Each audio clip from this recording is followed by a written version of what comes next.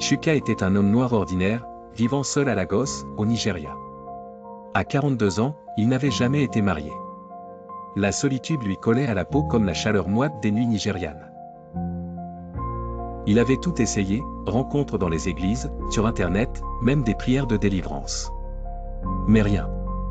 Les femmes semblaient le fuir, comme si un voile invisible l'enveloppait.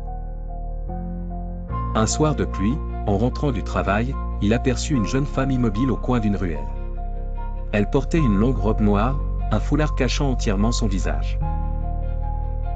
Son allure élégante et mystérieuse attira immédiatement Shuka. Elle disait s'appeler Amara. Elle était seule, sans famille, sans maison.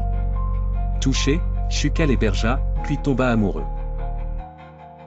En quelques semaines, ils vivaient ensemble. Amara était l'épouse rêvée, douce, discrète, parfaite dans tout ce qu'elle faisait. Mais elle gardait toujours son foulard. Même la nuit. Elle ne mangeait jamais avec lui, prétextant un estomac fragile. Elle priait seule, parlait rarement de son passé, et son regard qu'il ne vit jamais vraiment semblait tout savoir sans jamais rien dire. Malgré ces étrangetés, Shuka était heureux pour la première fois de sa vie. Il se maria avec elle en secret, sans invité ni famille. Et bientôt, sa vie changea. Meilleure santé, promotion au travail, respect soudain de ses voisins. Cependant, un sentiment d'irréel commençait à l'entourer, une impression que le monde autour de lui cachait quelque chose de sombre. Mais petit à petit, l'horreur s'infiltra. Des bruits étranges la nuit. Des ombres qui passaient dans les couloirs. Les miroirs se brisaient d'eux-mêmes. Shuka commença à avoir des cauchemars, des visages sans traits, des chants en langue inconnue, du sang.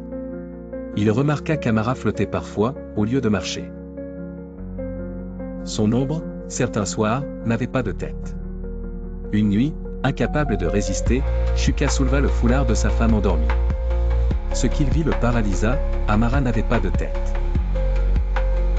À la place, un trou noir, profond, d'où s'échappait une brume épaisse. Et pourtant, elle vivait.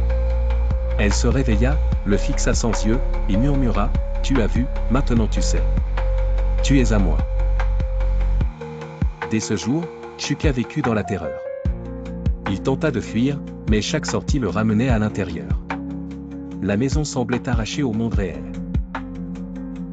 Amara ne se cachait plus. Elle parlait aux ombres, dansait nue sous la lune, sans tête. Dans le sous-sol, Shuka découvrit une cave pleine d'ossements, de fétiches et de crânes humains.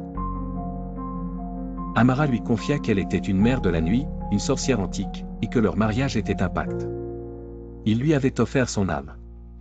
Il vivrait avec elle jusqu'à la fin des temps. On ne revit jamais Shuka. Les voisins dirent qu'il avait déménagé.